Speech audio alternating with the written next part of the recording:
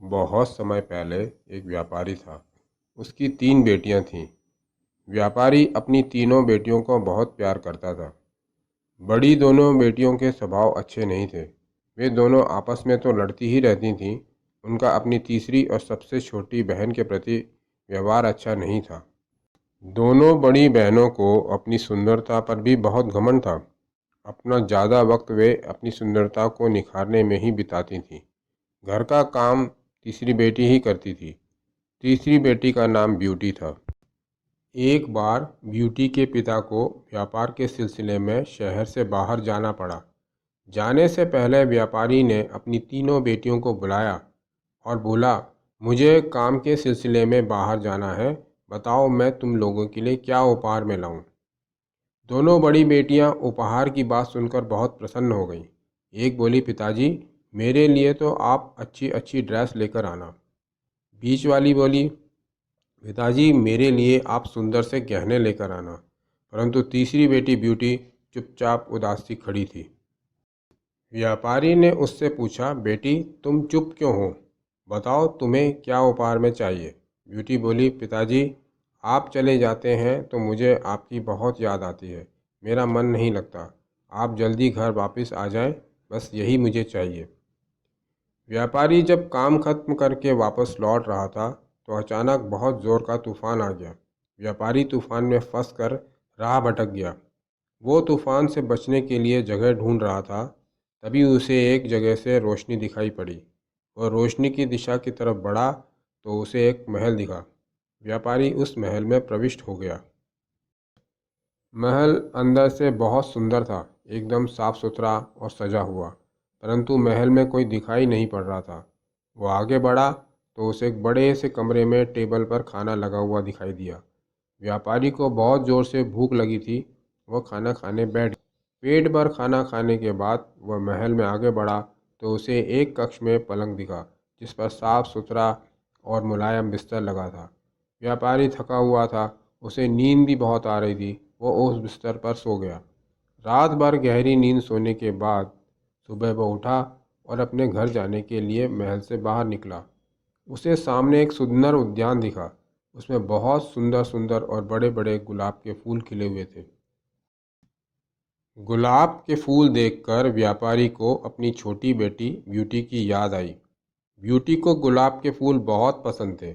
उसने एक गुलाब का फूल तोड़ लिया। तभी अचानक उसके सामने एक भयानक जीव आ गया। वह जीव एक राक्षस था। राक्षस व्यापारी से बोला, मैंने तुम्हें अपना भोजन दिया, तुम्हें अपने बिस्तर पर सोने दिया, परंतु यह गुलाब का फूल जो मुझे बहुत पसंद है, इसे मैं किसी को नहीं देता। तुमने मुझसे पूछे बिना कैसे तोड़ा? इस अपराध की मैं तुम्हें सजा दूंगा। व्यापारी घबरा गया। वो राक्षस से बोला, कृपया मुझे मत मारो, मैंने यह फूल अपनी बेटी के लिए लिया है। राक्षस बोला, ठीक है, मैं तुम्हें छोड़ दूंगा, लेकिन एक शर्त है, तुम्हें अपनी बेटी को यहाँ भेजना होगा।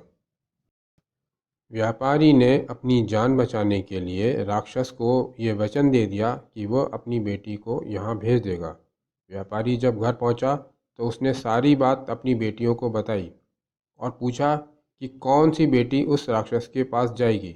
दोनों बेटियों ने तुरंत मना कर दिया। वे बोली, हमें तो कुरूप और गंदे चेहरे वाले लोगों से बहुत घृणा होती है, हम तो नहीं जाएंगे। छोटी बेटी ब्यूटी बोली, पिताजी आप चिंता नहीं करें, मैं आपका वचन पूरा करूंगी, मैं उस राक्षस के पास जाऊंगी। ब्यूटी उस राक्षस के पास जाती है। वह बहुत घबराई हुई थी, परंतु राक्षस ने उसका बहुत अच्छे से स्वागत किया। उसने ब्यूटी को महल का सबसे सुंदर कमरा रहने के लिए दिया। ब्यूटी राक्षस के महल में रहने लगी। वह जब कुछ करती होती या बैठकर कढ़ाई कर रही होती तो राक्षस बैठा बैठा उसे निहारता रहता। राक्षस को ब्यूटी बहुत अच्छी लगती थी। कुछ समय बाद ब्यूटी को भी समझ में आ गया कि राक्षस का स्वभाव अच्छा है, वो क्रूर नहीं है। धीरे धीरे वे दोनों मित्र बन जाते हैं। एक दूसरे से हंसी खुशी बात करते हुए समय बीतने लगा। राक्षस ब्यूटी को पसंद करने लगा। वो उससे शादी करना चाहता था, परंतु वो ब्यूटी से कुछ कह नहीं पा रहा था। उसे डर था कि कोई लड़की राक्षस से क्यों शादी करेगी। परंतु एक दिन उसने निश्चय किया कि वो ब्यूटी से अपने मन की बात कहेगा। वो ब्यूटी के पास पहुंचा, परंतु उसने देखा ब्यूटी उदास बैठी है। राक्षस ने उसकी उदासी का कारण पूछा तो वो बोली उसे उसके पिता की बहुत याद आ रही है। राक्षस ने उसे एक जादुई शीशा दिया। ब्यूटी ने शीशे में देखा उसके पिता बहुत बीमार है। अपने पिता को इस हालत में देखकर वो बहुत दुखी हुई। वो राक्षस से बोली, मैं अपने पिता से मिलने जाना चाहती हूँ। राक्षस बोला, ठीक है चली जाओ, परंतु 7 दिन में वापस आ जाना। ब्यूटी अपने पिता के पास चली गई। ब्यूटी के पिता को जब पता चला कि वो राक्षस क्रूर नहीं है, बहुत अच्छे स्वभाव का है, तो उनकी चिंता दूर हो गई। वो धीरे धीरे स्वस्थ होने लगे। परिवार के साथ ब्यूटी के 7 दिन कब बीत गए इसका ब्यूटी को पता ही नहीं चला। वो भूल गई कि 7 दिन बाद उसे वापस महल जाना है। एक रात उसने सपने में देखा राक्षस जमीन पर पड़ा है और वो मरने वाला है। ब्यूटी तुरंत महल की ओर भागी। महल में पहुंचकर उसने देखा राक्षस जमीन पर बेसुध पड़ा था। ब्यूटी बैठकर रोने लगी। बोली, मुझे छोड़कर मत जाओ, मैं तुमसे प्रेम करती हूँ। मैं तुमसे शादी कर सारी जिंदगी तुम्हारे साथ बिताना चाहती हूँ। ब्यूटी के ऐसा कहते ही एक तेज रोशनी ने राक्षस को ढक लिया। जब रोशनी हटी तो वहाँ राक्षस की जगह एक सुंदर राजकुमार था। राजकुमार ने ब्यूटी को बताया कि उसे एक दुष्ट जादूगरनी ने राक्षस बना दिया था और केवल किसी के सच्चे प्रेम से ही वो अपने असली रूप में आ सकता था। राजकुमार ब्यूटी से शादी कर लेता है और वे दोनों अपना जीवन हंसी खुशी बिताते हैं।